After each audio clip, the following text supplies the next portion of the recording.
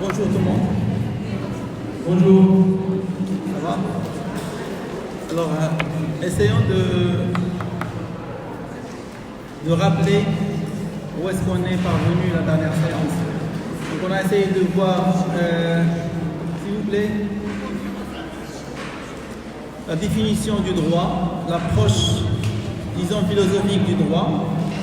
Donc, quelle est sa conception? Après, on a essayé de définir le droit. On l'a défini comme étant l'ensemble des règles permettant l'établissement et le maintien d'un ordre social et économique, ou bien social et ou économique. Après, on a défini la règle de droit. S'il vous plaît.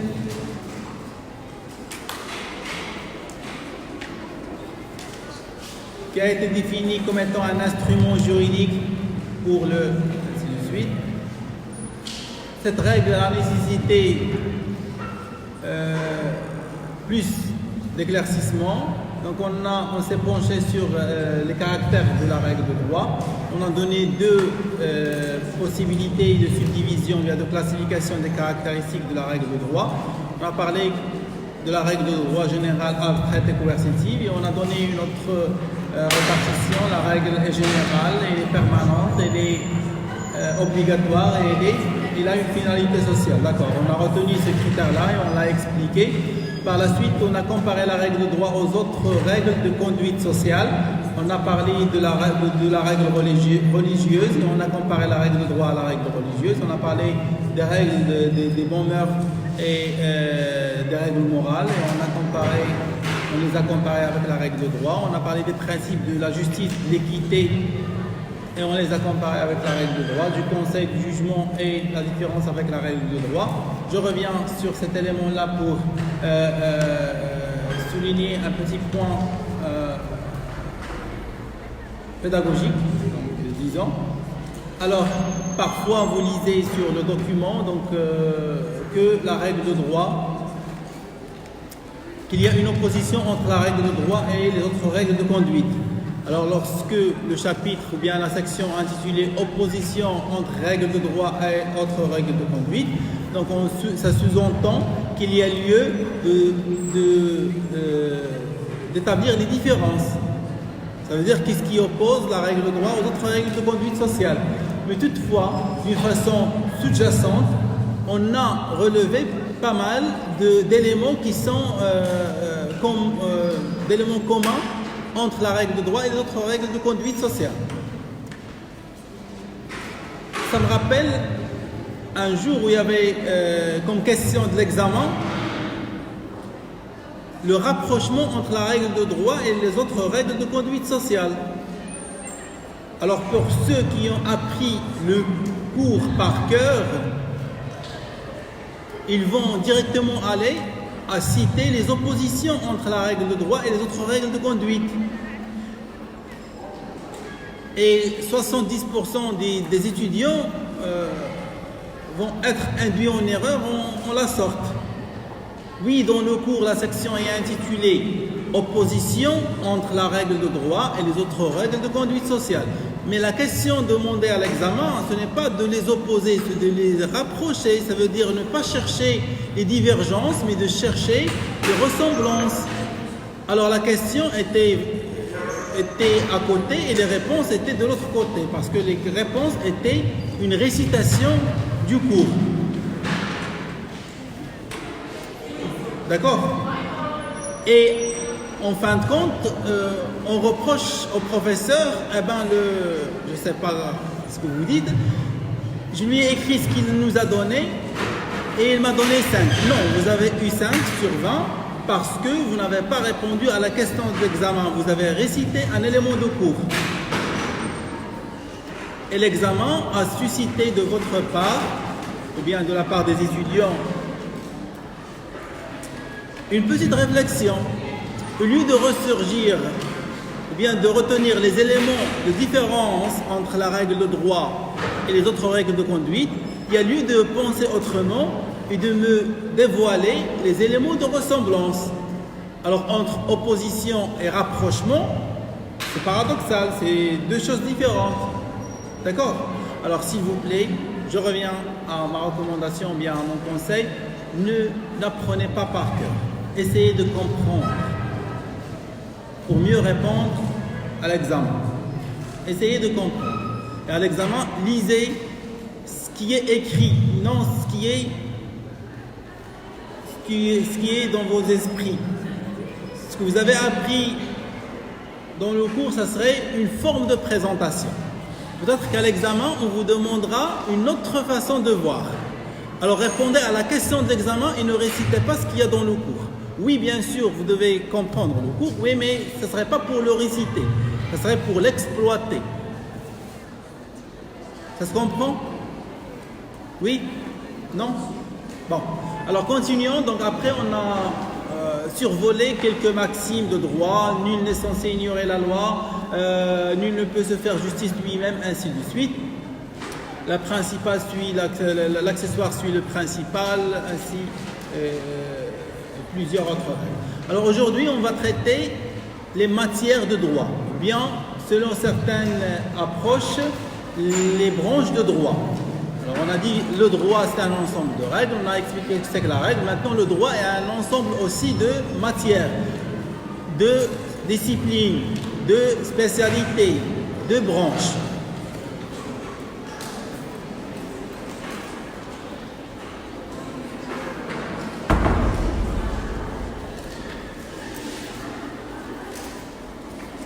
Alors vous avez sûrement entendu parler souvent droit commercial, droit civil, droit constitutionnel. Alors on aimerait uniformer ou bien harmoniser, standardiser une structure dans laquelle on sera, ou bien on serait apte à parler de toutes les branches du droit selon une structure logique. Fermez la porte s'il vous plaît, ça fait beaucoup de bruit. Merci. Oui. Alors, dans certains ouvrages, vous allez trouver les branches de droit. Pourquoi on dit branche? Parce que dans l'instance figurée, on a supposé que le droit est un arbre. Alors, chaque arbre, il y a sûrement des racines, il y a un tronc, après il y a des branches. Et de chaque branche, il peut surgir d'autres branches. Alors on dit le droit, c'est un socle commun, c'est un tronc, il y a des racines et qu'il y a des branches. Alors ces racines-là, on peut les appeler les sources du droit. Et les branches, ce seront les branches de droit ou bien de droit. Alors, celui qui a dit dans son ouvrage les branches de droit, il a conçu le droit comme étant un arbre, par exemple.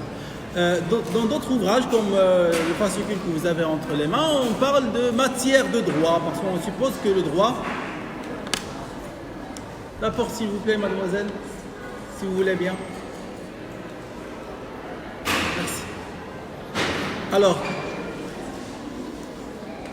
il y a des matières de droit, parce que chaque groupe social a une spécificité. On a dit que le droit, il est là pour gérer l'ordre social, pour établir et maintenir un ordre social. Mais toutefois, dans la société, on a des catégories qui se spécifient. Les commerçants, ce n'est pas la même chose que les actions civiles ou bien les simples personnes. Après, on aura par exemple des avocats et ils veulent une loi qui les gère mieux. Oui, vous parlez librement, mais pour un journaliste, il a besoin de plus de protection parce qu'il représente une spécificité. Donc là, les relations de vente et d'achat, on ne peut pas les assimiler aux relations de mariage. Donc, constituer une famille, ce n'est pas acheter une voiture. Alors c'est différent. Alors on a besoin d'une spécificité et d'une loi qui prend en considération qu'un contrat de mariage, ce n'est pas un simple contrat. Il nécessite plusieurs autres règles qui sont différentes. D'accord? le commerce en général, on peut trouver que le commerce maritime a une spécificité qui a nécessité des règles spécifiques. Donc, et là, on va au fur et à mesure chercher à avoir des lois spéciales, des règles spéciales selon la spécificité du groupe social ou économique à gérer ou bien à régir. D'accord? Alors, ce qui a fait qu'il y a plusieurs branches du droit. Mais ça doit commencer à travers des principes. À la base, en Occident, lorsqu'on a établi cette fameuse règle du contrat social et de la souveraineté nationale ou populaire selon le régime politique, je parle un peu vite, non? Oui? Bon, je reprends doucement. Oui? Vous n'entendez pas? Comme ça, c'est mieux? D'accord. Alors, je disais que le droit, on aimerait le voir en entier selon une structure logique. Alors, cette structure, elle est simple. On l'appelle la méthode entonnoir. Vous connaissez l'entonnoir? Entonnoir.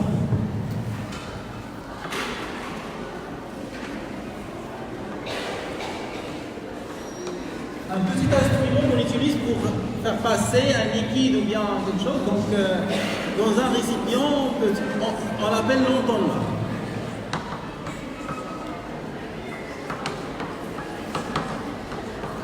Vous ne connaissez pas? Bon, vous avez reconnu le... Bon. C'est pourquoi c'est très intéressant d'être instituteur avant d'être... Alors...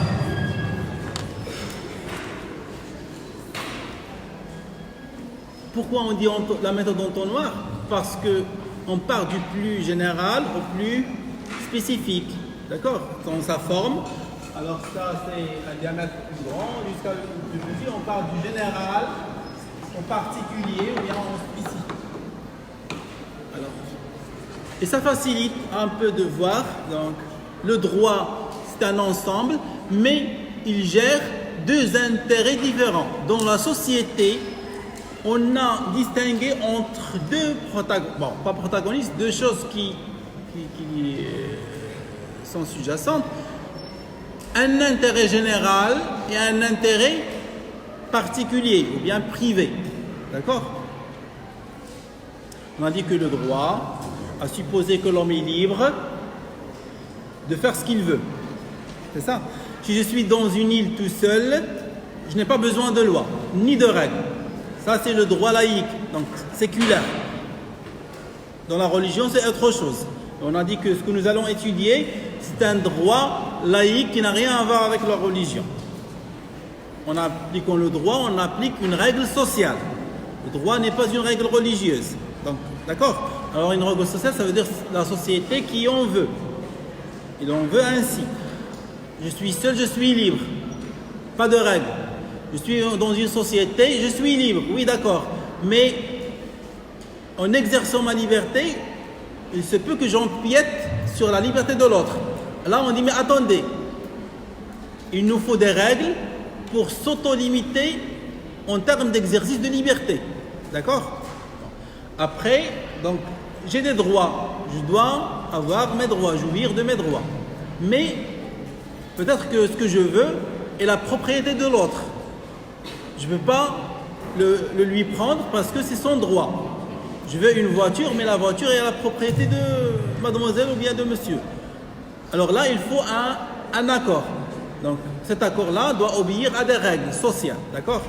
Oui? Bon. Maintenant, la société en entier a un intérêt à être en cohésion. La cohésion sociale suscite qu'on réfléchit tous selon les mêmes principes, qu'on accepte le même régime juridique, le même régime patrimonial, le même régime familial. Et là, on a créé ce qu'on appelle l'intérêt public. Alors, il y a l'intérêt privé, mon intérêt à moi en tant que monsieur Nasseri, et il y a l'intérêt de la communauté, du public.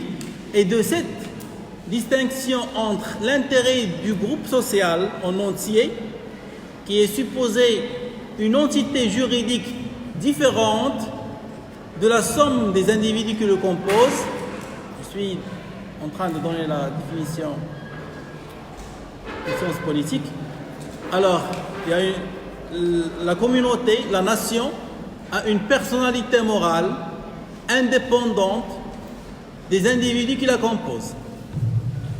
Lorsque je dis par exemple la promotion S3 économie, c'est la promotion S3 économie, ce n'est pas seulement les personnes.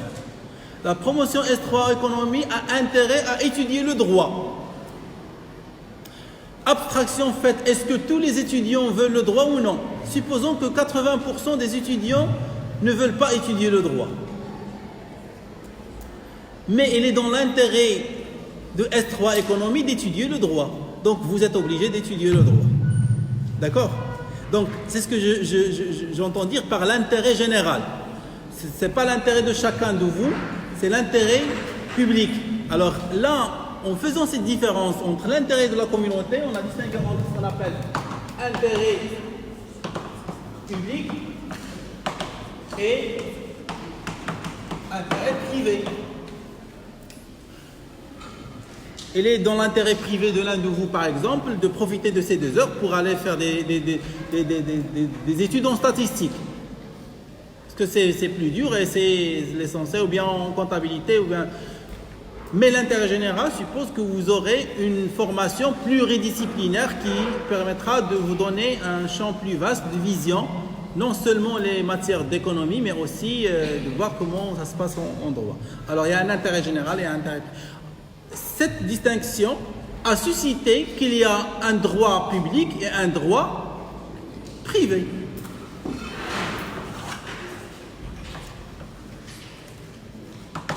Au niveau du droit, on a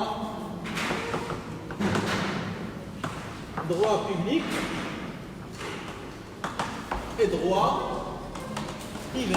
Alors, à votre avis, le droit public, c'est pourquoi? C'est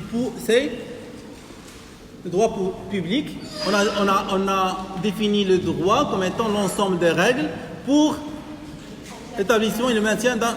Alors là, c'est l'ensemble des règles pour la gestion, pour régir la vie publique, pour l'intérêt public. Alors, il y a lieu de connaître quelles sont les branches ou bien quelles sont les matières du droit public.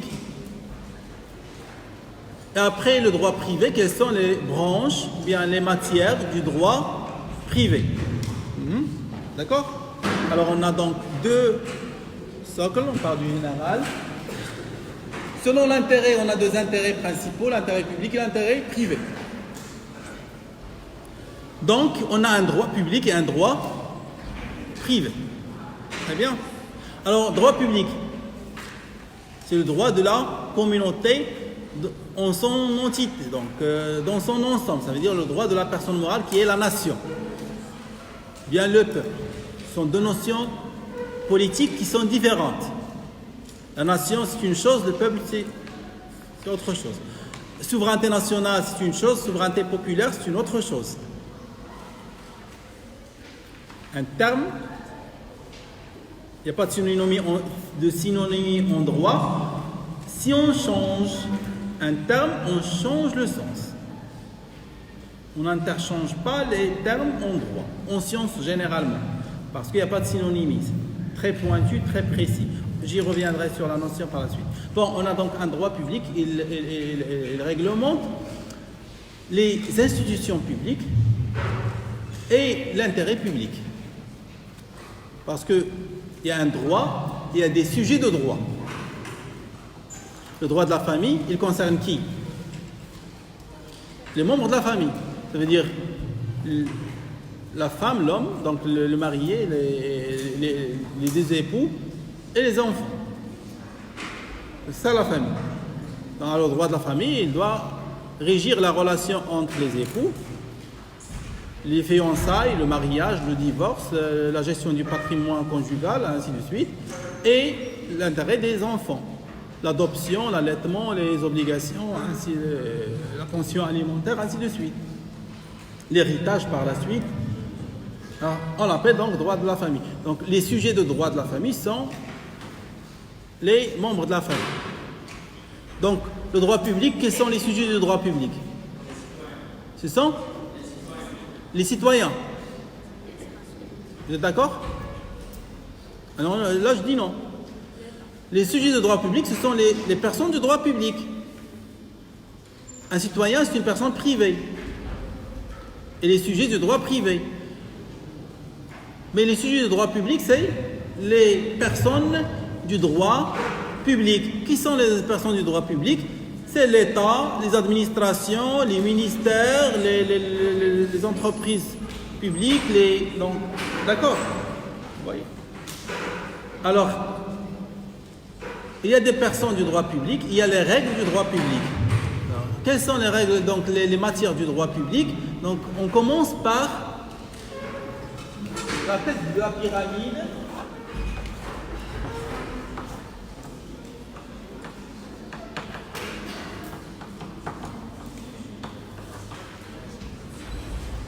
Qui est la Constitution.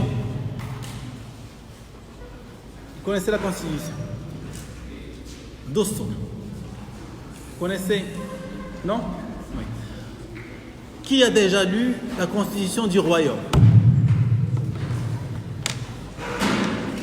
Qui a déjà lu la Constitution du Royaume? Bon.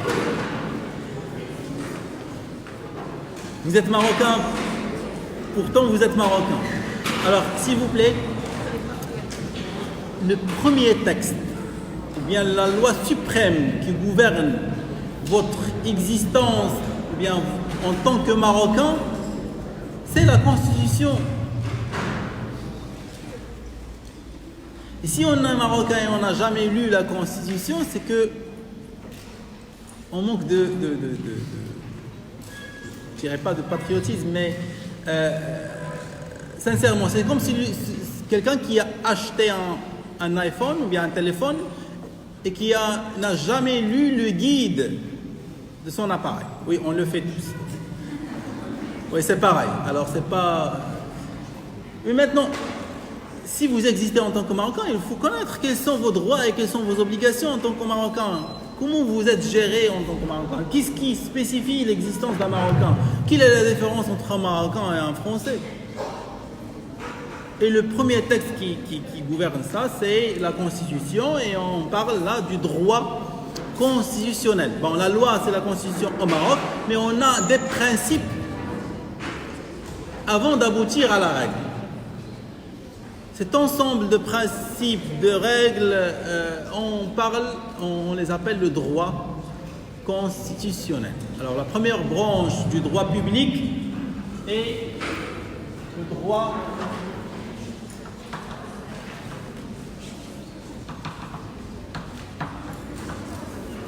constitutionnel. Alors, le droit constitutionnel est à définir, il est à expliquer, à voir ses règles. Après, donc, le droit constitutionnel, c'est lui qui régit le régime de l'État et des citoyens au sein de l'État. On va y revenir. Après, on a d'autres personnes publiques, qui sont les administrations. Donc, on a besoin d'un droit administratif qui va régir les relations, bien les règles donc administratives. En plus du droit constitutionnel, on a le droit administratif.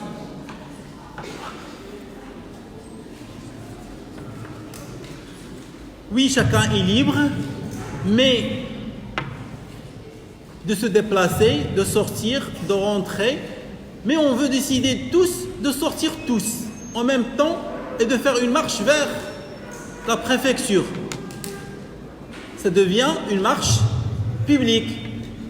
Donc ce n'est plus un exercice privé d'un droit de se déplacer, mais on va exercer une liberté publique de manifestation. Par exemple, on n'est pas satisfait de la décision de la préfecture relative au transport urbain.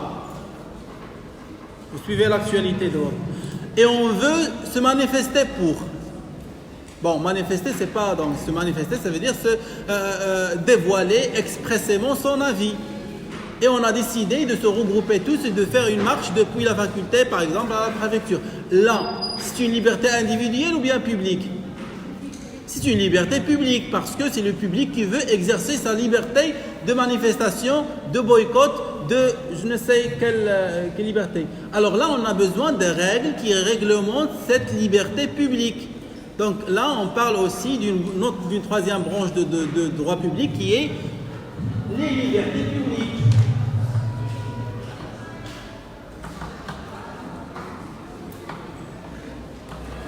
Comment exerce-t-on nos libertés publiques, les libertés de manifestation, les libertés de regroupement, de s'organiser en association, en parti politique, en syndicat, ainsi de suite. Donc ce sont des libertés publiques et on a besoin donc d'un ensemble de règles qui vont régir l'exercice de ces libertés. D'accord? En plus, on a la gestion du patrimoine privé. Il dépend de la volonté de son titulaire. Mais la gestion du patrimoine public, est-ce qu'il doit dépendre de la volonté de l'administrateur? J'ai de l'argent, je veux acheter une voiture, j'achète une voiture. Mais l'argent de l'État, est-ce qu'il appartient aux agents de l'État? L'argent de l'État, il nous appartient à tous. Donc la gestion des finances publiques doit dépendre des règles qui respecteront l'intérêt public. Donc on a une branche de droit qu'on appelle les finances publiques. Et ça fait partie des branches de droit public. Alors en plus donc de ça, on a finances publiques. On va se limiter à parler des 4 branches de droit public pour partir à la suite donc, pour voir le droit privé. On a 2 socles, 2 grandes branches, 2 grandes familles. Le droit public et le droit privé. La finalité du droit public, je reste fidèle à notre définition de la règle de droit. La règle de droit a une finalité sociale.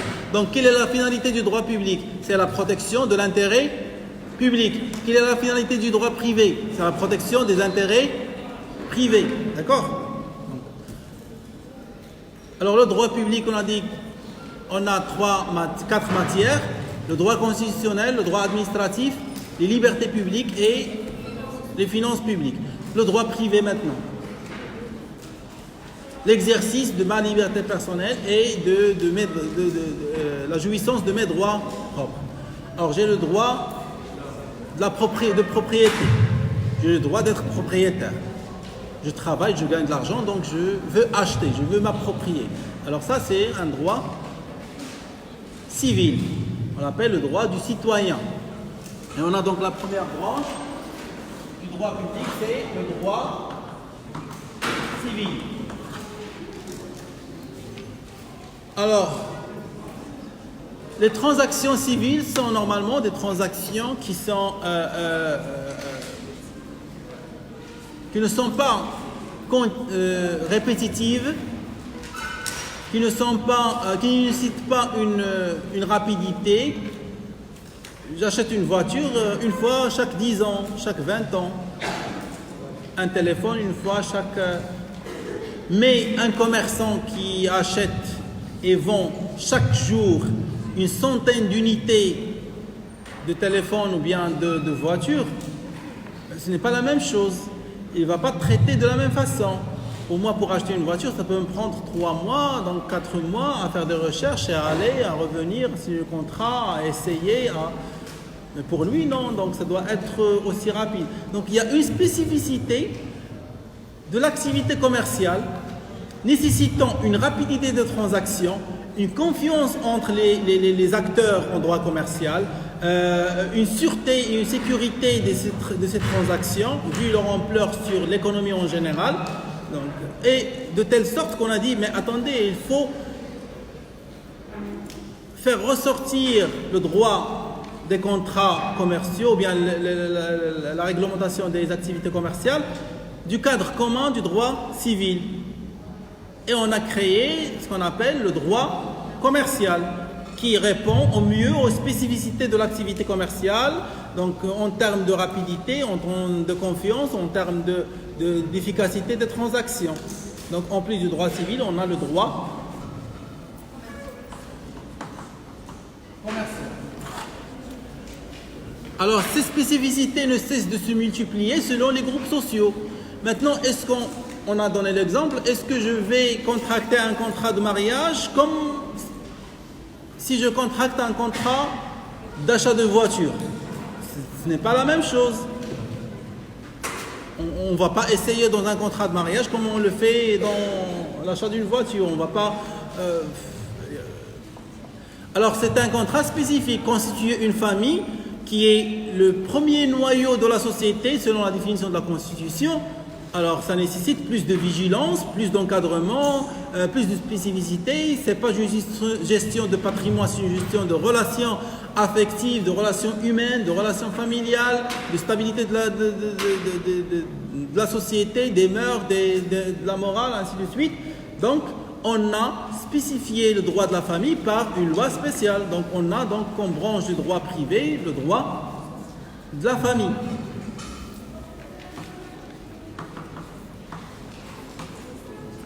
Auparavant, on l'appelait les statuts personnels.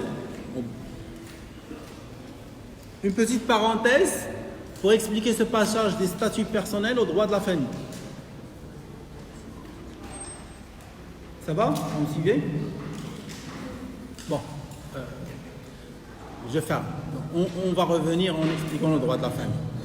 Rappelez-moi comment on est passé et pourquoi on est passé donc, de l'appellation Mudawwana al-Ahwal al-Shakhsiyya, donc la Mudawwana des statuts de la famille, des statuts personnels, à la Mudawwana de la famille.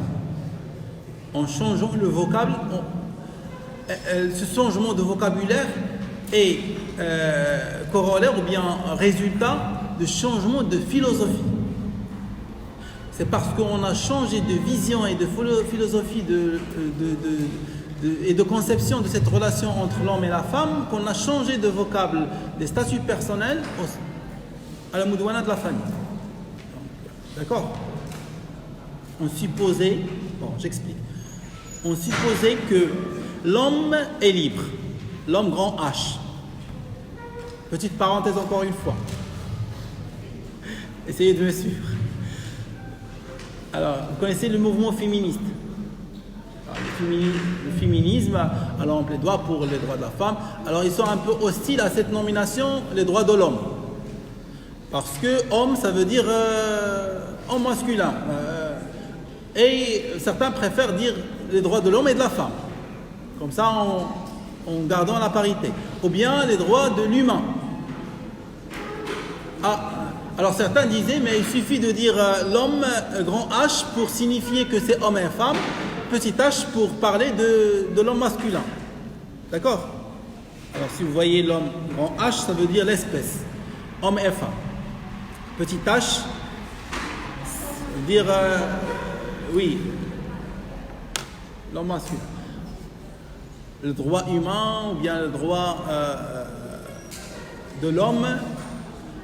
Alors si vous entendez des gens qui insistent sur ou bien qui évitent beaucoup de parler de droit de l'homme, qui préfère homme et femme, ou bien droit humain, c'est qu'il y a derrière une volonté de ne pas aboutir à une discrimination entre l'homme et la femme et un esprit féministe qui plaidoie pour que ce soit l'homme et la femme à un même pied d'égalité et non pas une domination de l'homme par la femme, même au niveau du vocabulaire. Pourquoi le pluriel est toujours masculin?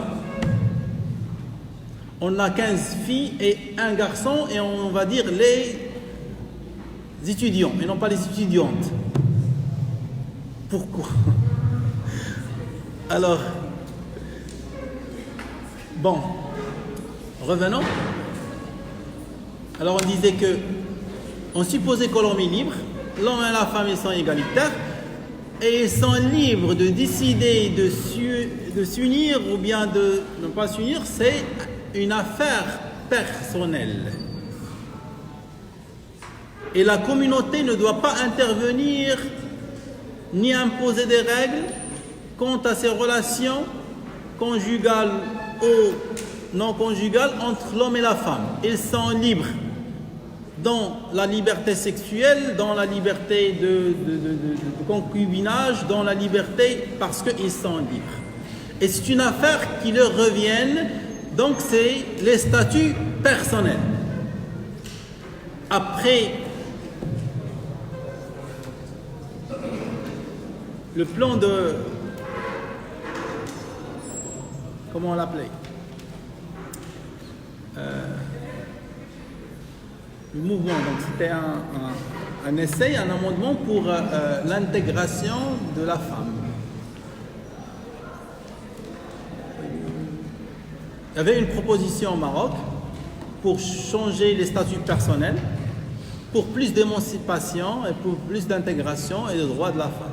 Il y avait une opposition et l'opinion publique a été partagée entre les partisans du militantisme du féminisme et des libertés de la femme et les conservateurs qui supposent qu'on va porter atteinte au principe du droit musulman et à la stabilité de la famille marocaine.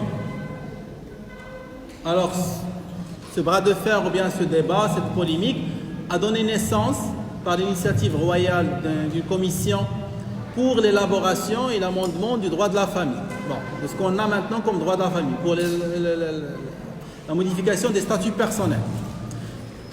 Alors, cette commission, lors du débat, elle a élevé le statut de la famille, non pas à une relation personnelle, on n'a plus de statut personnel.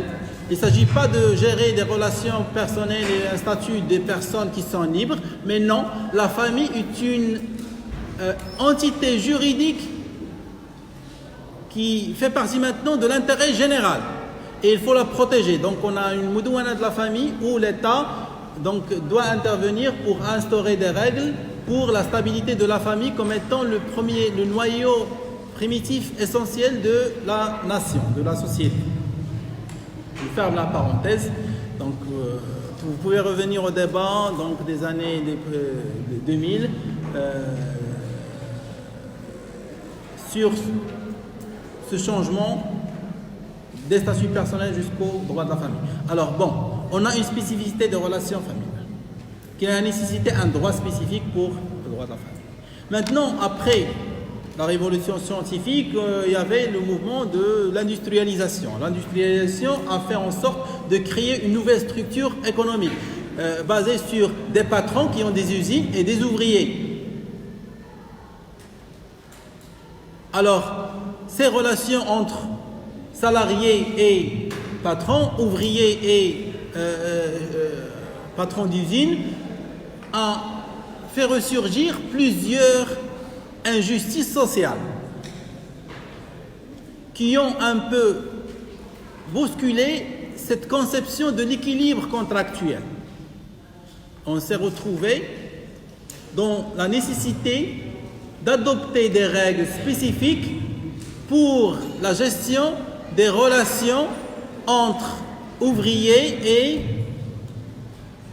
employeurs, entre employés et employeurs, entre salariés et employeurs, entre ouvriers et patrons d'usine. Parce qu'on supposait que on n'est pas à même pied d'égalité. Un ouvrier ne peut pas négocier son contrat de travail avec le patron. Parce qu'il cherche un besoin de première nécessité et il est en position de faiblesse pour pouvoir négocier. Si vous allez dans un entretien d'embauche à Maroc Télécom, est-ce que vous allez demander M. Ahizoun pour discuter avec lui le contrat? On va vous proposer le contrat et le salaire. Si vous acceptez, vous partez. Alors là, on n'est pas vraiment en train de faire exercer notre liberté. On n'est pas vraiment libre. On est dépendant économiquement de telle façon qu'on a trouvé des injustices dans les relations de travail. Ces injustices ont suscité l'intervention du législateur, ça veut dire de l'État, du Parlement, pour instaurer des règles spécifiques aux relations de travail. qu'on a appelé le droit du travail ou après le droit social. Pourquoi? Donc parce que il y a une spécificité dans la relation sociale. Je ne peux pas négocier mon contrat de travail comme je négociais l'achat d'un téléphone. Dans la relation de travail, je suis toujours en dépendance économique.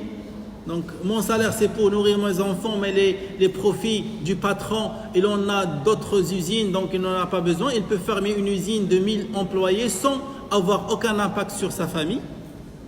Oui ou non? D'accord? Alors, cela a nécessité une intervention pour plus de droits aux ouvriers et aux salariés. Donc on a donc un droit, une branche de droit spéciale qu'on appelle le droit social.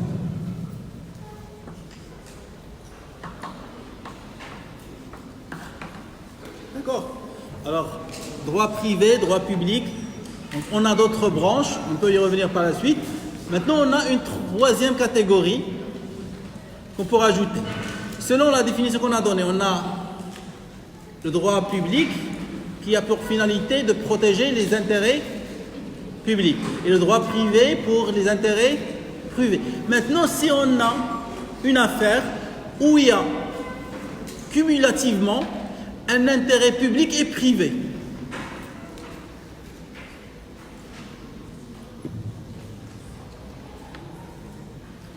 alors est-ce qu'on va le classer comme étant une branche de droit privé ou bien une branche de droit public? Oui? Alors on va dire les branches ou bien les matières mixtes du droit. Bon, généralement ils penchent vers le droit privé et on va les placer ici, les branches mixtes. Je donne un exemple, par exemple. La procédure ou bien l'organisation judiciaire. Les juridictions, est-ce que ce sont des personnes de droit privé? Les tribunaux, les juridictions, les tribunaux. Ce sont des personnes de droit privé ou bien de droit public? Bon, ce sont des personnes, donc des administrations de l'État, des personnes de droit public. Donc, l'organisation des juridictions, donc c'est une organisation, c'est un droit public normalement. Mais les juridictions, qu'est-ce qu'ils ont comme mission? C'est le règlement des litiges entre les personnes du droit privé. Alors, c'est une organisation pour un intérêt privé. Donc, il y a l'intérêt privé et l'intérêt public. Donc, on peut dire que l'organisation judiciaire est une branche du droit mixte. La procédure, les procédures en général, le droit processuel, retenez le terme. On parle du droit de la procédure pénale, le droit de la procédure judiciaire privée, donc ou bien généralement du droit processuel. Processuel. Un procès, ça veut dire un cours. Ça va, vous me suivez? Il y a beaucoup de termes nouveaux, je sais. Je vais essayer de récapituler par la suite. Alors, c'est question de terminologie. Un homme averti, on vaut deux. On en a parlé dès la première séance. Je vais revenir sur maintenant. Alors, le droit processuel, 2 S. Le droit processuel, donc, c'est l'ensemble des étapes à suivre devant une juridiction. Alors, qui va devant une juridiction? C'est moi, c'est vous, c'est les personnes privées. Et ils doivent suivre une règle contraignante de l'organisation judiciaire, généralement. Et du droit processuel. Alors, c'est une branche de droit qu'on dit que c'est une branche mixte. Parce qu'il a un intérêt général d'uniformer les procédures devant les tribunaux, qui sont des personnes de droit moral, personnes publiques, mais pour défendre des intérêts privés. Donc c'est une branche de droit mixte. Une autre branche que j'appelle mixte, le droit pénal. Droit pénal.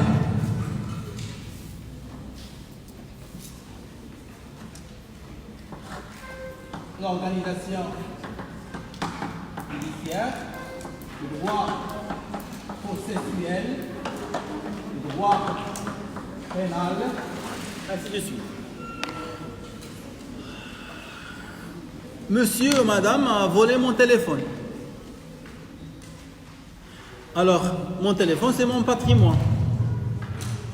Vous l'avez volé, donc vous avez porté atteinte à un droit privé. C'est ça. Donc, pour le récupérer, je défends un intérêt privé. Donc ça doit être un droit privé. Mais on veut dire non.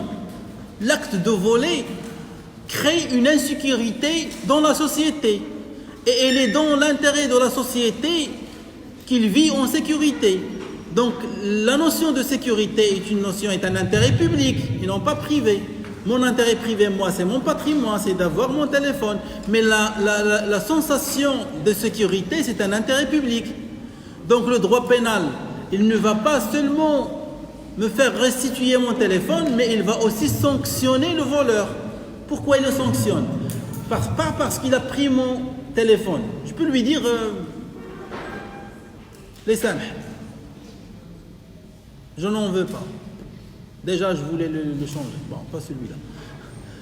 Alors, mais pour l'intérêt général, ce voleur a porté atteinte à l'ordre public sécuritaire en commettant un acte qui crée de l'insécurité dans la société. Donc, il doit être sanctionné, il doit être puni. Donc, même si je dis, je tolère et je lui dis, c'est pas grave, je n'en veux plus de ce téléphone, le procureur du roi va le poursuivre et il sera emprisonné parce qu'il a porté atteinte à un intérêt général qui est donc la sécurité et il fait partie des missions de l'État. Donc, le procureur du roi, il doit défendre l'intérêt général, donc vous serez sanctionné. Donc, c'est pourquoi on dit donc, dans l'action pénale, il y a le volet des revendications de l'action civile et l'action civile sera accessoire à l'action pénale. Et la poursuite sera primordialement parce que vous avez porté atteinte à l'intérêt général ou bien à l'ordre public. Donc le droit pénal est dite branche mixte parce qu'il défend et l'intérêt général et l'intérêt privé. D'accord? Oui? Bon. Ça se voit maintenant, on a trois grandes catégories. On a le droit public, le droit privé et le droit mixte.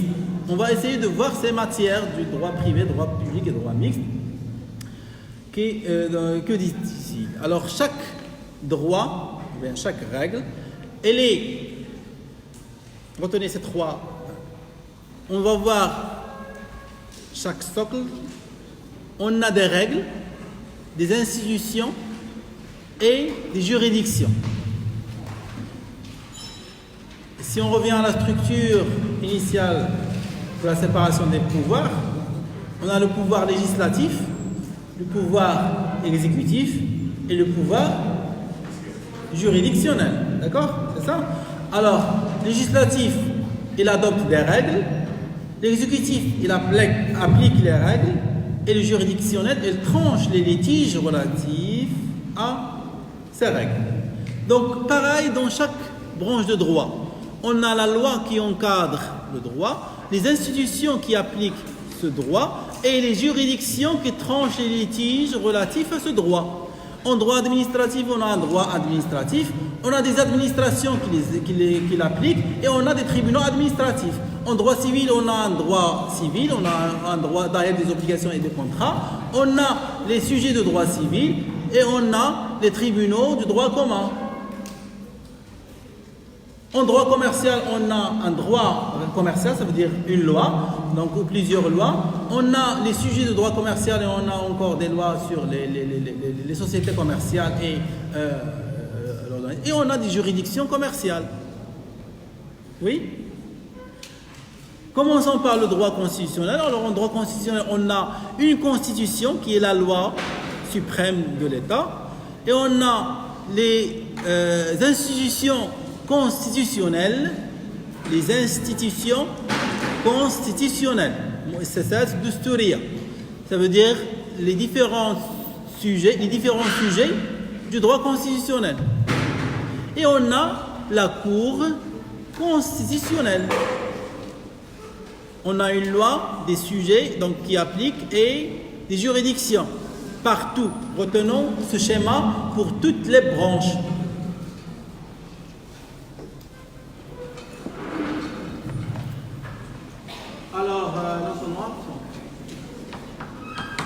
la loi qui encadre. Ici, la loi qui encadre la loi constitutionnelle, c'est la Constitution. C'est le droit administratif. C'est la loi sur les libertés publiques. Ici, c'est le Daher des obligations et de contrats, les OC. Là, c'est le code de commerce, le code de la famille, le droit du travail. D'accord? Donc, on a une loi. Vous pouvez synthétiser toute la séance ou bien tout le chapitre dans un tableau. Les branches, les lois qui les encadrent, les institutions qui interviennent, les juridictions.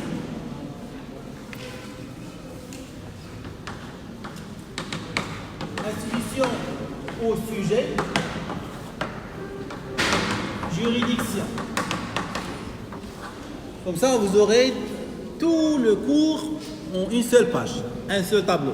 C'est ce que j'appelle les outils de l'apprentissage. Il faut synthétiser et comparer. Et en comparant, on saura mieux. Il ne faut pas lire et apprendre d'une façon diagonale. Essayez de restructurer l'information d'une façon transversale ou bien. Ça va? Vous me suivez? Bon. Alors, étudions ces branches ou bien ces matières une par une. Droit public. Parmi les matières de droit public, on a le droit constitutionnel. Qu'est-ce que c'est que le droit constitutionnel? Alors, je vous invite, s'il vous plaît, donnez-moi cette promesse-là de lire la Constitution du Royaume. Est-ce que vous voulez bien le faire? Alors, qui me donne sa promesse de lire la Constitution du Royaume?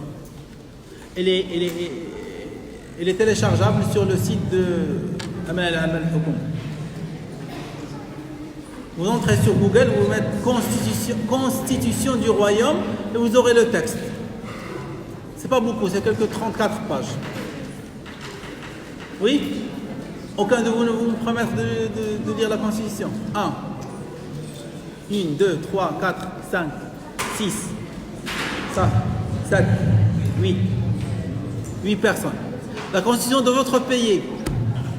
Oui. 8, 9. Seulement 9 personnes? 10. Bon. Alors des étudiants, s'il vous plaît, c'est intéressant. C'est très intéressant. Parce que la séance passée, on a parlé de l'adage « Nul n'est censé ignorer la loi ». Nul n'est censé ignorer la loi.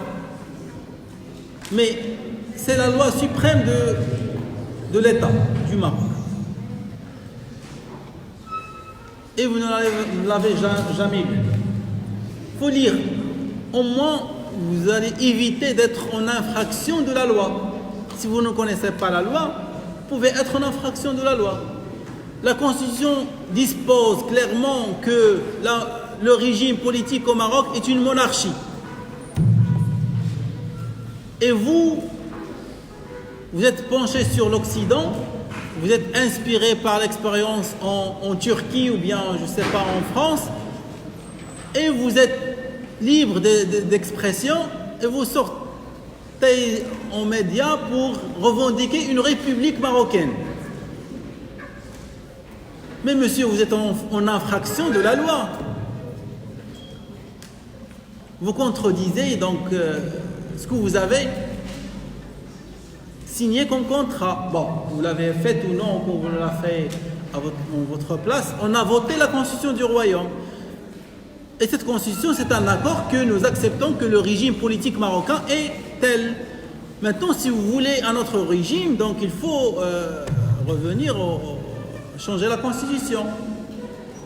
Sinon, vous êtes en train de commettre une infraction envers la loi. La Constitution dispose que la personne du roi est respectée. Alors, vous pouvez insulter n'importe quel chef de gouvernement, mais jamais le roi. Si vous le faites, vous êtes en infraction de la loi, de la Constitution. C'est écrit dans la Constitution. Alors, la langue arabe, pas mal de principes qui existent.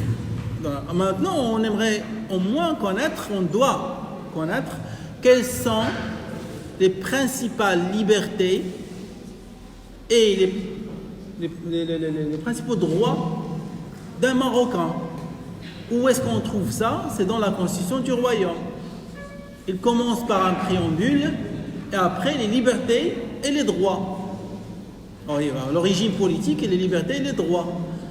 Maintenant, le régime politique, il ne faut pas toucher au régime politique parce que c'est un accord de tous les Marocains. Si on veut le changer, à travers les institutions et les procédures tolérées par la Constitution. D'accord? Bon. Alors, les 10 personnes,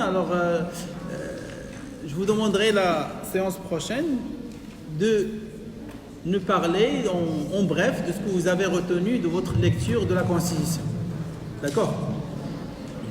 Alors, donc, dans la Constitution, on a le régime politique, les libertés et les droits fondamentaux. Quel est le régime politique au Maroc? Oui?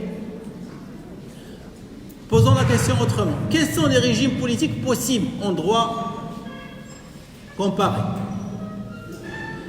Chaque État a un régime politique différent. On a des régimes présidentiels, des régimes semi-présidentiels, des régimes parlementaires, des monarchies parlementaires, des monarchies exécutives, des monarchies constitutionnelles. C'est quoi la différence? Il faut apprendre à analyser les termes. La France, c'est un régime. C'est quel régime? C'est un régime présidentiel. Qu'est-ce qu'on entend dire par présidentiel? Le président a un pouvoir et des attributions importantes dans l'État. En plus du président, on peut trouver les 3 pouvoirs, mais il est élu. Un régime semi-présidentiel. Bon, vous connaissez tous le président de la France, par exemple. Oui. Vous connaissez le président d'Israël? Non. Pourquoi? Pourquoi on connaît le président de la France et non pas le président d'Israël? On connaît le premier ministre israélien. Benjamin Netanyahu, on le connaît tous. Et on ne connaît pas qui est le président d'Israël.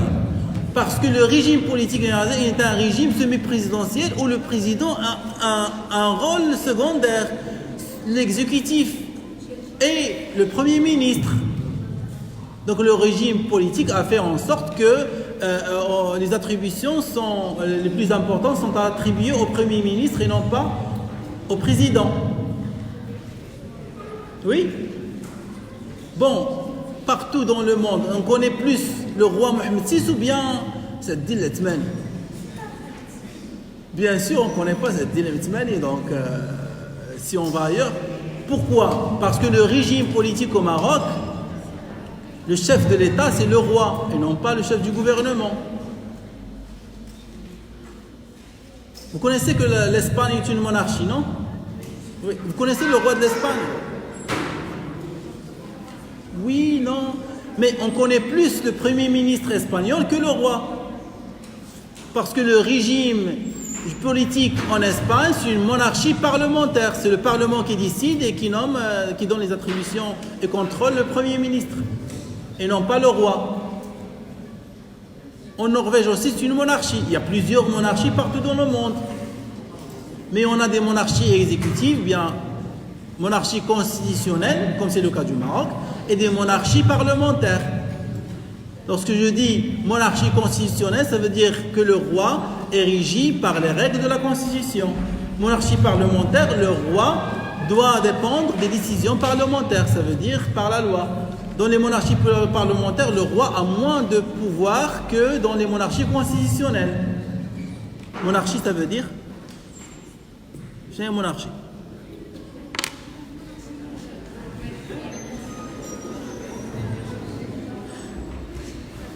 Une monarchie, oui? Oui? Oui.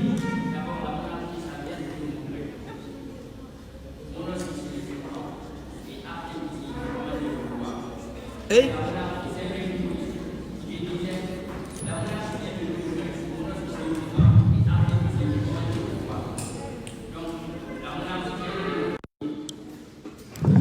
vous donne le micro et je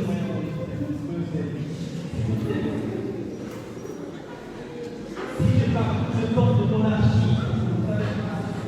C'est très bon.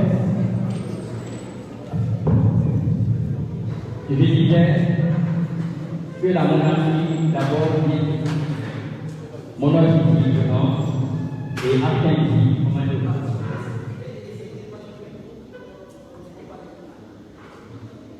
Je disais que la monarchie, c'est un mot qui vient de développer. Monarchie différente et archétype du commando au pouvoir. Donc la monarchie est un politique militaire. Nous avons un seul chef suprême. C'est lui qui décide tout ce qu'il faut faire dans le pays. Alors, monarchie, vous lisez votre camarade, ça va être donc mono. Vous avez étudié la chimie? Non? Le monochlore du sodium, bien. Ça veut dire une seule molécule.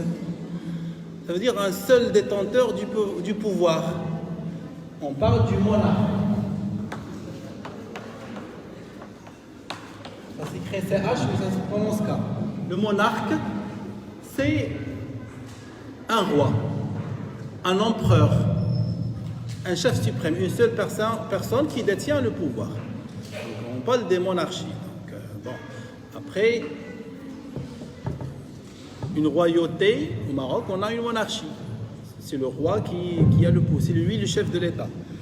Alors, ça c'est le régime politique. Il y a plusieurs régimes, partout dans le monde. Le Maroc a choisi un régime. Et les Marocains sont d'accord que le régime politique qui va régir l'État et la nation, c'est la monarchie. D'accord? Oui? Alors, après, dans la Constitution, on a les autres institutions. Quelles sont les autres institutions étatiques au Maroc? Oui? Institutions, ça veut dire des institutions. S'il vous plaît, s'il y a un terme aussi important et clé et que vous ne le comprenez pas, posez la question. Ne me laissez pas parler sans connaître les mots-clés de mon discours ou bien de mes propos. Ça se voit maintenant la différence entre monarchie constitutionnelle. Cet homme détenteur du pouvoir, il ne suit que les règles de la Constitution. Alors au Maroc, le roi est obligé de se soumettre aux règles de la Constitution. La monarchie parlementaire en Espagne, le roi est obligé de respecter les décisions du Parlement, ça veut dire les lois votées par le Parlement. Au Maroc, ce n'est pas le cas. C'est le roi qui est le chef de l'État, il peut recommander au Parlement une modification de la loi. La Constitution le lui permet. En Espagne, non. Si le Parlement élu par le peuple décide, le roi doit obéir. D'accord? Donc monarchie parlementaire, monarchie constitutionnelle. Donc il y a d'autres formes. Alors ça c'est le régime politique. Après les institutions étatiques. Au Maroc, on a en plus du roi, là on a une structure un peu spécifique du régime politique et des institutions, de la hiérarchie des institutions au Maroc. On a le roi ou bien la royauté comme institution qui est chef de l'État. C'est lui l'arbitre entre toutes les institutions de l'État. C'est lui le chef suprême de l'État. Bon, oui, auparavant on disait suprême. Et on a 4 autres pouvoirs. On a le pouvoir législatif, le pouvoir exécutif, le pouvoir juridictionnel et on a les instances de bonne gouvernance et de régulation. Alors, ça c'est la réforme 2011. La constitution, l'ancienne constitution 2016, il y avait la monarchie et les juridictions, le parlement, le gouvernement. Et ce n'était pas des pouvoirs. Dans le texte de 96, le parlement n'était pas élevé à un pouvoir. La première fois qu'on dénomme que c'est un pouvoir législatif, c'est durant la constitution 2011. Oui, dans la littérature doctrinale, on parlait de pouvoir sous inspiration de ce qui se passe en Occident, en l'occurrence en France, mais au niveau interne, on n'a jamais reconnu le pouvoir législatif au Parlement qu'après la Constitution 2011. Et on a ajouté une troisième catégorie de nouvelles institutions qui sont les institutions de bonne gouvernance et de régulation. Donc on a un chef d'État et plusieurs pouvoirs, 4 pouvoirs, pour ne pas parler de 3. Petite parenthèse, si vous me le permettez, ça vient d'une philosophie de Max Weber, qui a théorisé un peu l'exercice du pouvoir,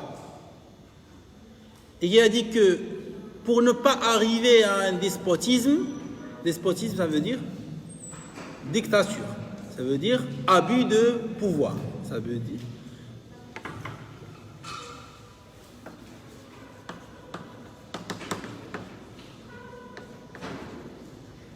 despotisme, dictature.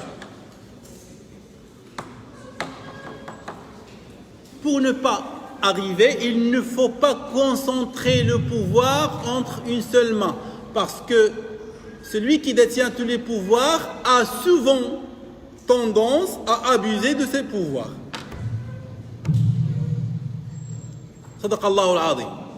Inna al-insana la yatgha an ra'ahu istaghna. S'il n'y a aucune force qui peut me contredire, je vais en abuser. C'est ça l'homme.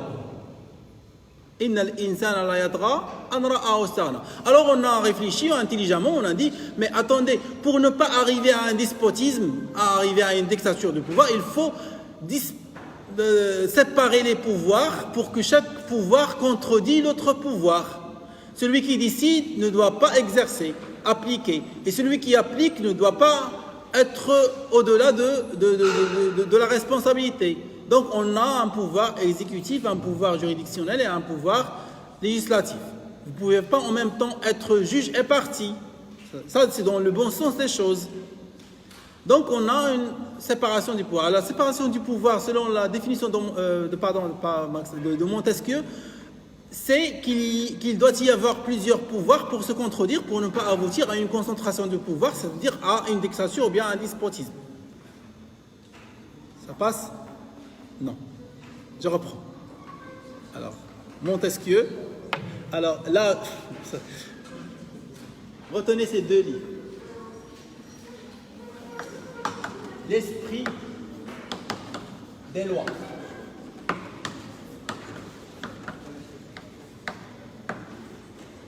Le contrat social.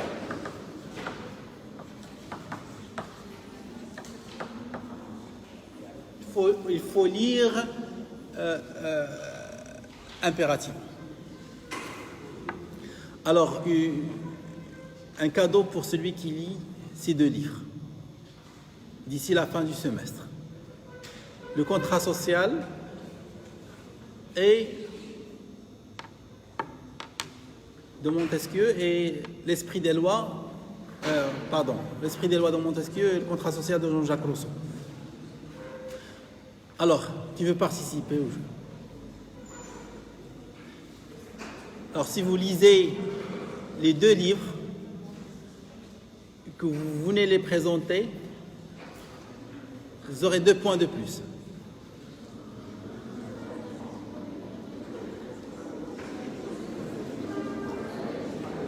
D'accord?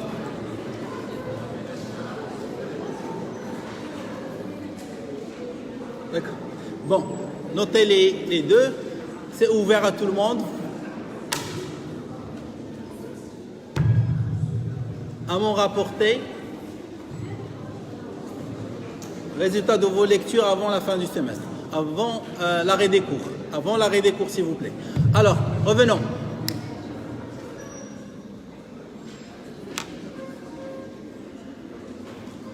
Plusieurs pouvoirs doivent se contredire. Vous avez compris le principe? Si on a tous les pouvoirs, on a tendance à en abuser. Donc il faut séparer les pouvoirs entre plusieurs institutions. Très bien. La conception française, ou bien la lecture française de Montesquieu a fait en sorte qu'il doit y avoir 3 pouvoirs. Législatif, juridictionnel et exécutif. Et qu'on le ressent ou non, qu'on en a pensé ou non, ça rime avec l'esprit de la trilogie chrétienne. Le Père, le Fils et le Saint-Esprit. Alors là, repensons les choses autrement. Pourquoi 3 pouvoirs? La France a une grande histoire en christianisme. Et même après la révolution supposée laïque, on n'a pas pu outrepasser les racines du christianisme. L'adage français, liberté, fraternité, égalité. Pourquoi 3? Pourquoi ne pas ajouter justice et équité? Pourquoi 3 pouvoirs? Pourquoi? Donc c'est ancré dans la psychologie sociale, dans l'esprit lointain du christianisme, de la trilogie. Vous connaissez la trilogie en christianisme? Allez, nos confrères les chrétiens, ils croient en la trinité divine. Donc le Père, le Fils et le Saint-Esprit, c'est ça? Donc il y a des chrétiens parmi nous? Alors, et cette façon de réfléchir en trilogie fait en sorte que on a un slogan de 3 mots, on a 3 pouvoirs, on a 3 et on conserve toujours les vacances chrétiennes, mais on ne peut pas nier l'histoire. Oui, il y avait une révolution, mais une révolution sur le plan politique et économique, mais en anthropologie sociale, il y a des choses qui outrepassent ce qu'on peut changer dans une société. Alors revenons. Alors au Maroc, on n'a jamais cru à la trilogie. On a toujours cru à l'unicité de Dieu. Donc, et on a toujours tendance à unifier le pouvoir, à chercher le président unique, le roi unique. Donc même les pays les plus libéraux au monde arabo-musulman, ils ont tendance à choisir une personne pour président. Parce qu'on a toujours cette idée. Même lorsqu'on a accepté donc, la vie politique des partis, on a opté pour le parti unique. Parce que dans l'esprit de la population arabo-musulmane, donc c'est l'unicité du pouvoir. Oui?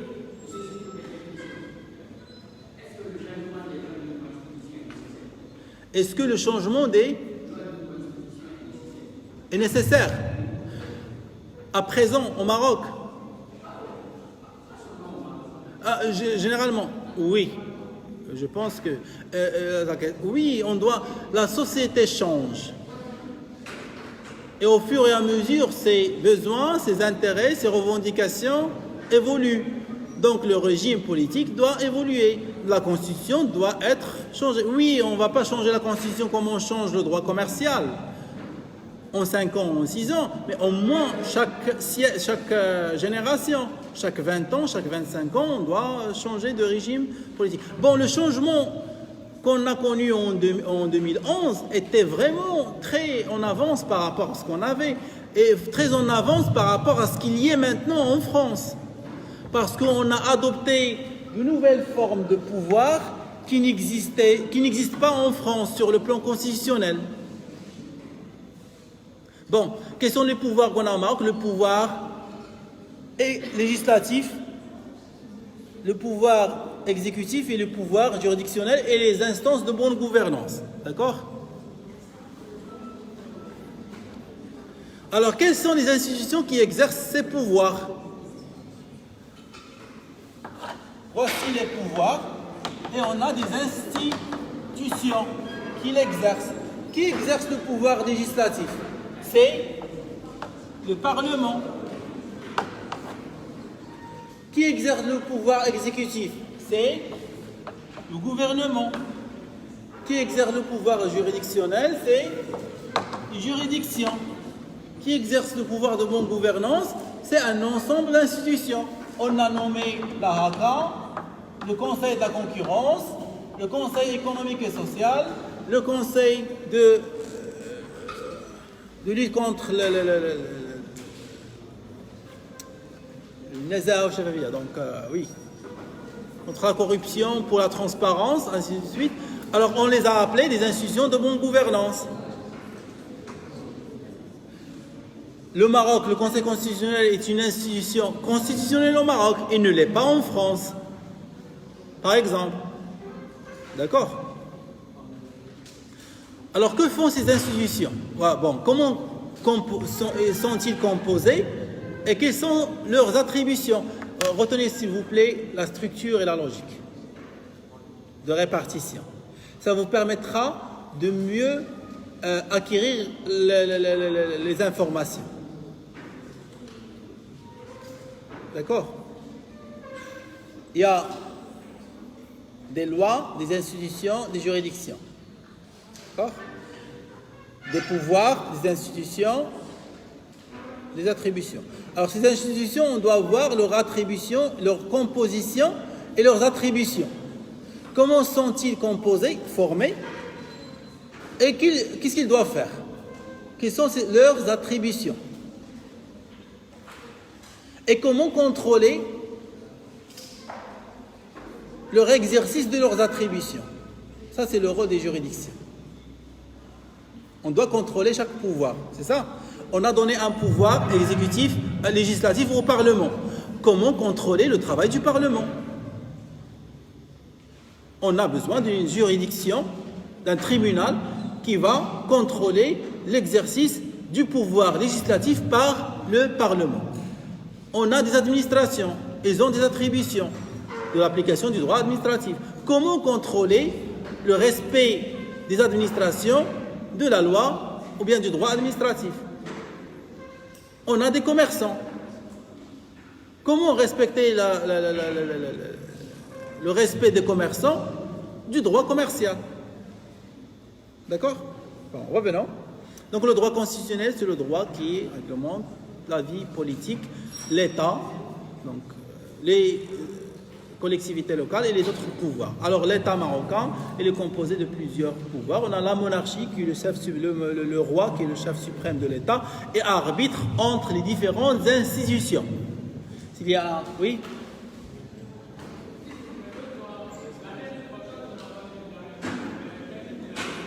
S'il vous plaît, aidez-nous un peu, on aimerait entendre la question. Veuillez parler plus fort s'il vous plaît, monsieur.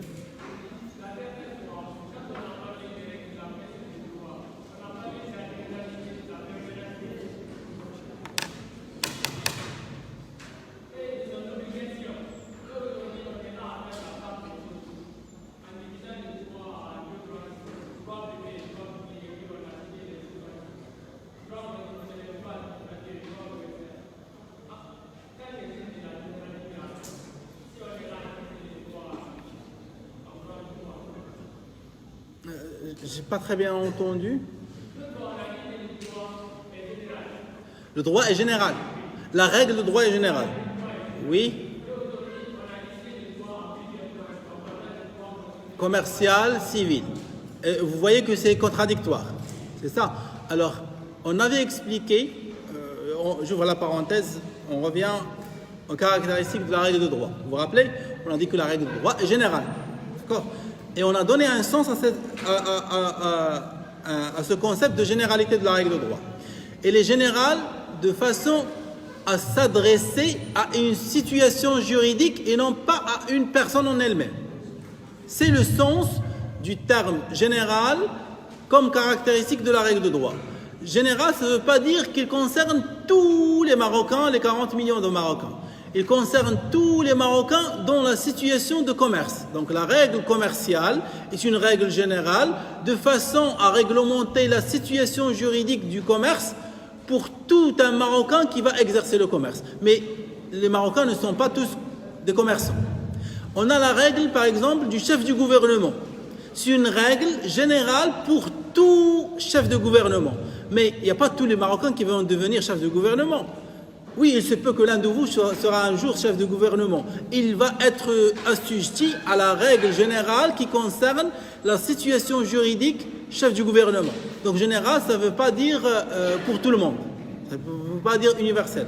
Général, ça veut dire le sens abstrait qu'il gère une situation et non pas une personne. D'accord? Un jugement, par contre, il est individualisé. Monsieur a été jugé de payer une amende. Donc ça, c'est une règle spécifique à monsieur. Donc, mais la règle générale, c'est que toute personne qui viole un feu rouge est passible d'une amende. Vous voyez le sens de général ici? Général, ça ne veut pas dire toutes les personnes, mais toutes les personnes qui sont dans une situation juridique donnée. Alors lorsque je dis droit commercial, il régit les situations juridiques du commerce. Vous êtes fonctionnaire, donc vous n'êtes pas concerné. Et ça n'entache pas le caractère général. Mais si vous exercez le commerce, si vous démissionnez, je démissionne par exemple de la fonction et que j'exerce le commerce, donc je suis assujetti à la règle générale du droit commercial. Alors, lorsqu'on dit ces spécifications, c'est au niveau des situations juridiques et ça n'entache en rien le caractère général de la règle. Parce que général, ça ne veut pas dire tout le monde, ça veut dire toutes les situations juridiques similaires. Oui? Non? Sinon, après le cours, je réexplique individuellement. Alors revenons. Donc on a un pouvoir, comment on exerce ce pouvoir, comment on est structuré, quelles sont les institutions qui exercent ce pouvoir et quelles sont leurs attributions. Alors on a dit qu'au Maroc, c'est le Parlement qui exerce le pouvoir législatif. Qu'est-ce que ça veut dire le pouvoir législatif? C'est qui adopte les lois, les législations. Les législations, c'est les différentes lois. Législation. Oui, notez les termes s'il vous plaît. Donc c'est le droit législatif, le pouvoir législatif. Alors le Parlement au Maroc est composé de 2 chambres. On parle de 2 chambres. La chambre des représentants et la chambre des conseillers. Parlement marocain, on a 2 chambres. On l'appelle un parlement bicéphale. Bi, ça veut dire un binôme, donc bicéphale. Mono, c'est 1 et bi, bioxyde de carbone. Ça veut dire 2 molécules. Qui a fait les sciences bon. Alors, c'est un parlement bicéphale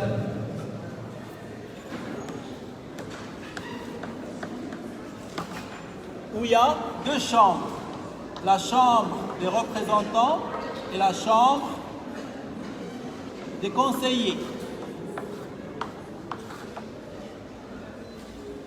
Alors, les représentants sont élus par un suffrage universel, un suffrage intikhab. Les suffragants, donc ceux qui vont voter. Alors, oui, chaque 5 ans, on va solliciter votre participation aux élections pour choisir un gouvernement. Bon, ça dépend des régimes politiques, 5 ans, 4 ans. En Égypte, maintenant, c'est 6 ans. Alors, et on va vous demander de choisir votre représentant dans la Chambre des représentants. Alors, c'est le peuple qui va choisir, tous les Marocains. J'ai une carte électorale et je vais voter pour un parti politique ou bien pour une personne pour me représenter en tant que résident de Rabat au Parlement. Et ces représentants qui viennent de partout du Maroc, qui représentent leur population locale, ils vont décider quelle est la loi du Marocain. Comment les Marocains doivent se marier, comment les Marocains doivent acheter et vendre, comment les Marocains doivent exercer le commerce, comment les Marocains... D'accord? En plus de ces représentants élus, choisis, directement par le peuple, il y a une chambre de représentants. Alors ces représentants, c'est des conseillers.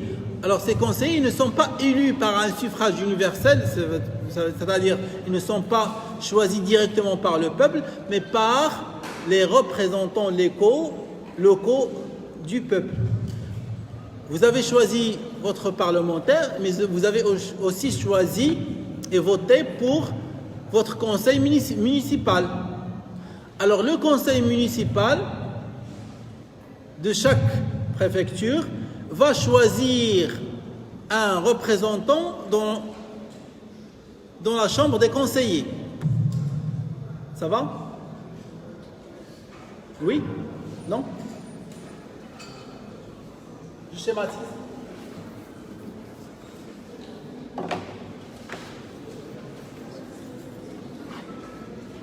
Vous le connaissez celui-là? Alors, on a la région de Tanger, on a la région, ce n'est pas de Fès-Meknès, on a la région de Rabat-Kénétra, on a la région de Kazan, on a la région de Susmassa. Alors, on a 2 chambres.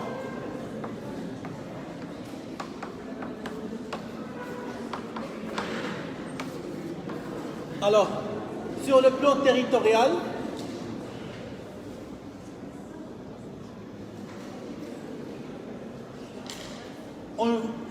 la population il va choisir directement 3, 4, 5 personnes selon les villes, Tanger, Tétouan, autres, leurs représentants dans la chambre des représentants, directement.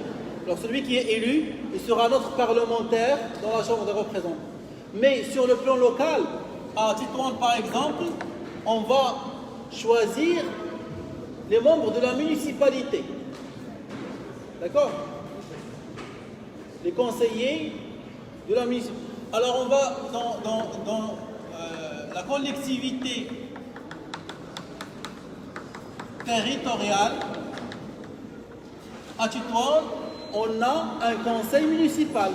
Ce conseil est élu par la population de Tétouan. Alors, ces membres du conseil municipal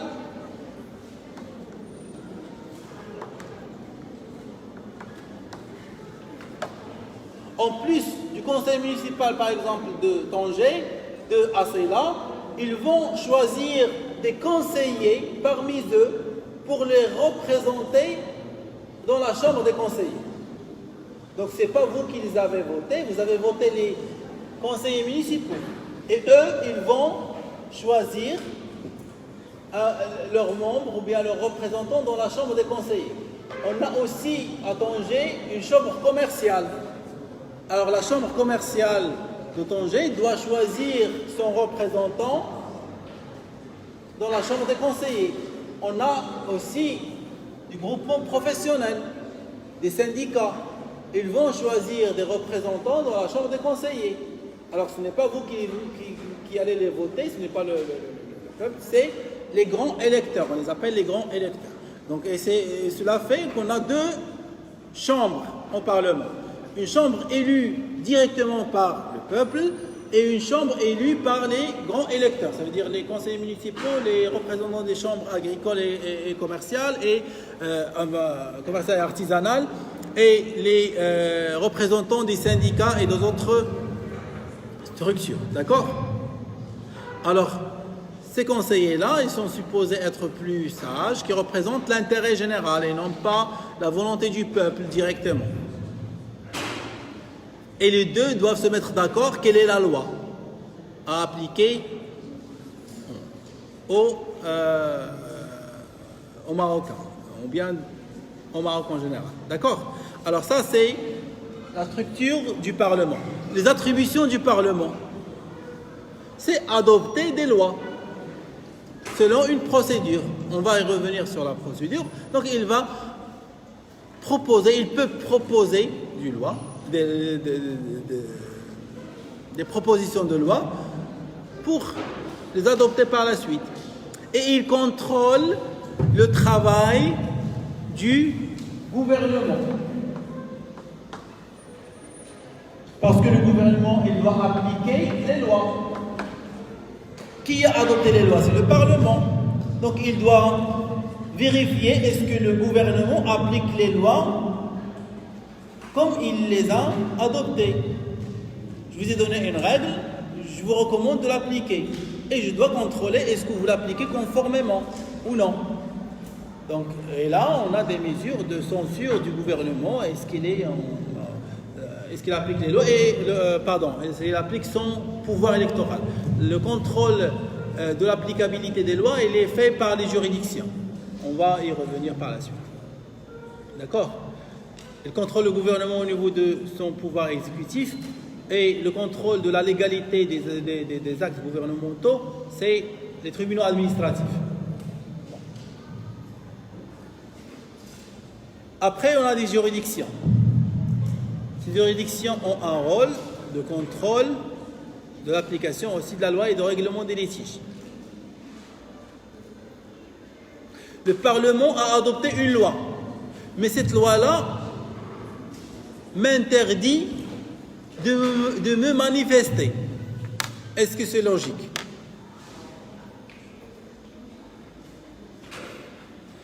Normalement, le droit de manifestation est une liberté publique, c'est une liberté constitutionnelle.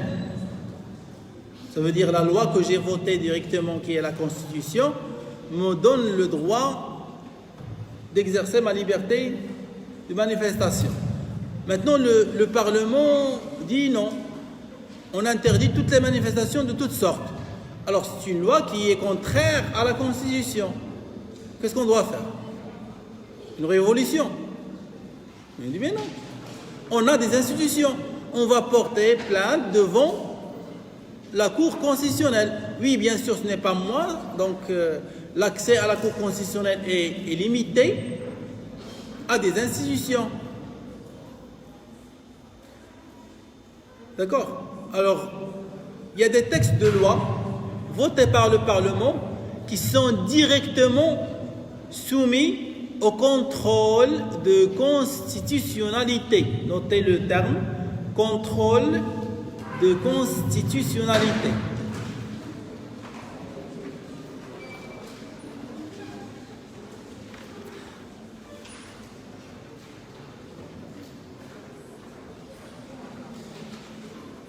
On les appelle les lois organiques. Alors, chaque loi organique, ça veut dire qui organise un secteur, une activité des institutions, est directement envoyée à la Cour constitutionnelle pour qu'il vérifie est-ce que cette loi-là est conforme à la Constitution ou bien contraire à la Constitution. Si c'est le contraire, on va la renvoyer au Parlement pour la modifier. Si elle est bonne, on va dire ok, vous pouvez la faire passer. En plus de ce contrôle constitutionnel, on contrôle du roi. C'est le roi qui va ratifier la loi. Bon, on va revenir à la procédure par la suite. Bon, le droit constitutionnel, il est établi. Quels sont les pouvoirs? Comment ils sont organisés? Et quelles sont leurs attributions?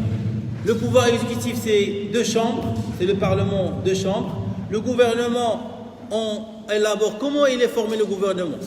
On a des élections et le parti qui est premier aux élections, le roi est obligé de nommer un membre du parti comme chef du gouvernement. Ce chef du gouvernement va proposer au roi une liste des ministres selon une coalition ou bien s'il a la majorité de son parti et le roi va nommer ses ministres. Donc les ministres, ils appartiennent au roi. D'accord? C'est le roi qui nomme les ministres. Et le gouvernement, c'est le chef du gouvernement qui préside le gouvernement. Donc c'est pourquoi au Maroc, on a 2 institutions exécutives. On a le gouvernement, le conseil et le conseil des ministres. Notez le conseil du gouvernement et le conseil des ministres. Le conseil du gouvernement et le conseil des ministres. Le Conseil des ministres, le Conseil de gouvernement est présidé par le chef du gouvernement et composé de l'ensemble des membres du gouvernement, les ministres et les secrétaires d'État. Oui. Le gouvernement est composé du chef du gouvernement, c'est-à-dire l'Etmani, et des ministres, des membres du gouvernement. Les membres du gouvernement, ce sont les ministres et les secrétaires d'État. Et il y a les ministres d'État. Bon, maintenant, je ne pense pas qu'il n'y a pas de ministre d'État dans ce gouvernement, non? Non, je ne me rappelle plus. D'accord? Maintenant, le Conseil des ministres, il est composé de qui?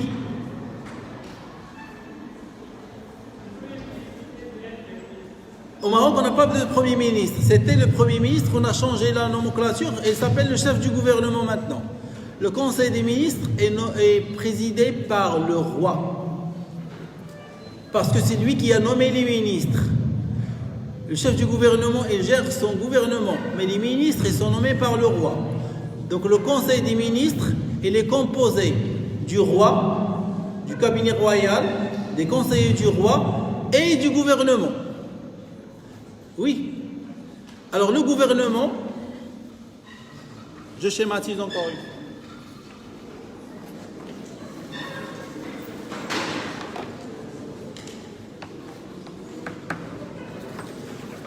Le Conseil des ministres.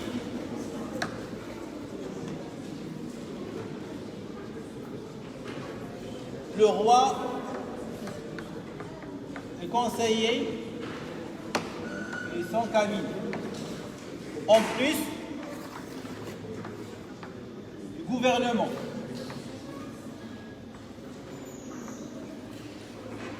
Où il y a le chef du gouvernement plus les ministres et les secrétaires d'État. Alors tous les membres du gouvernement, donc tous les ministres, sont membres du Conseil des ministres, en plus du roi et son cabinet. Donc le chef de l'État, c'est le roi. Donc, les décisions stratégiques de l'État qui outrepassent le mandat du gouvernement, ils sont à prendre par le Conseil des ministres. On aimerait une politique de, je sais pas, de l'eau ou bien d'intégrer la CEDEAO. C'est une décision de l'État. Il ne dépend pas d'un gouvernement socialiste qui va être changé dans 4 ans. La vie politique est une vie court-termiste. Ça veut dire en court terme, en 4 ans, 5 ans. Mais l'État est plus durable. Donc, les décisions stratégiques de l'État, elles sont prises au Conseil des ministres. Parce que le roi, il est là, jusqu'à un nouveau roi. Le roi est mort, mais vive le roi. Donc, la monarchie est plus... Mais les gouvernements, ils sont interchangeables. D'accord?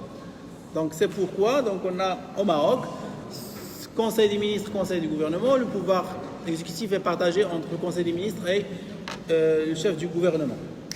D'accord? Le pouvoir juridictionnel, on a des juridictions. Ces juridictions, elles sont à répartir. Ça va? Vous êtes gonflés? Non? On s'arrête là? Bon, essayons de récapituler un peu. Prenez le temps. Vous pouvez revenir à la conférence sur Facebook. Si l'un de vous est ami avec moi, vous pouvez la partager sur la page de la faculté entre vous. Comme ça, au moins, pour avoir à revenir. Alors, j'attends vos lectures de la Constitution la séance prochaine. Et l'offre est toujours ouverte pour la lecture de le contrat social et l'esprit des lois. D'accord? Bonne journée et bon courage.